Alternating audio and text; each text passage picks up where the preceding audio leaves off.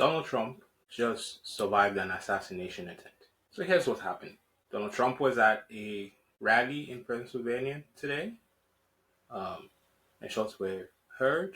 There's sparse details now regarding what happened, but it looks like the president may have sustained some injuries, seemed minor, just instant reactions here. But significantly, a person attending the event died.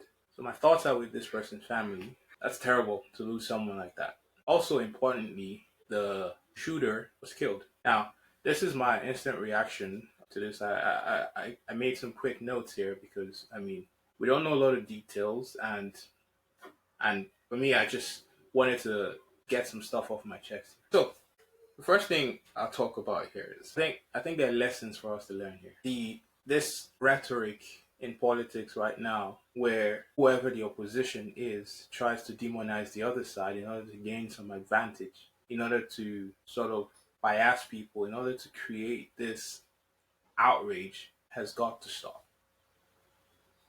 Here's what I think happened. This gunman could have been some guy in his basement, who has been listening to the political rhetoric and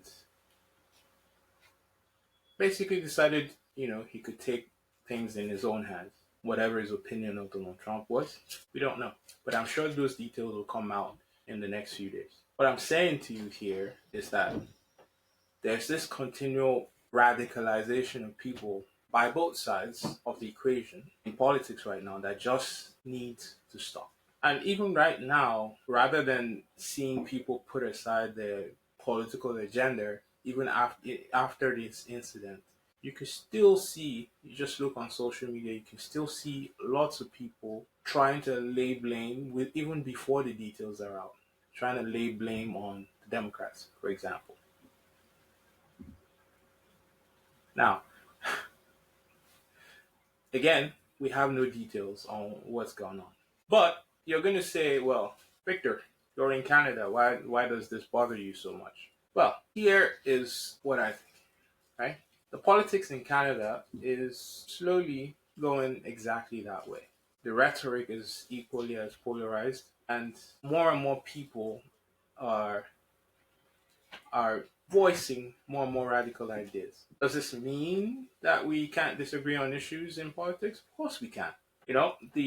We're people with fundamental things that make us who we are. We can disagree.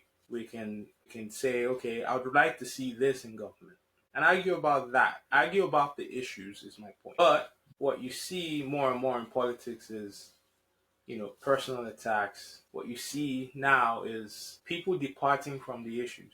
I think that in Canada, or in Nigeria, or in the USA, wherever politics is, wherever politics is being practiced, it should always be about the people, about serving the people. It should always be about like talking about what matters the most to the people.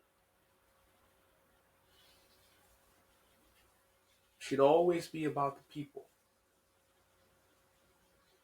And maybe eventually, we come to a point where we go like, you know what, we can, I don't like this person. Let's say if you don't like a person, my point is it should be because you disagree with their policies. Not because fundamentally you hate that person. So, these are my instant thoughts on the Donald Trump assassination attempt. Strength of the man. I hope he comes back stronger, and I hope we start to see some sensible discourse. Thank you for listening.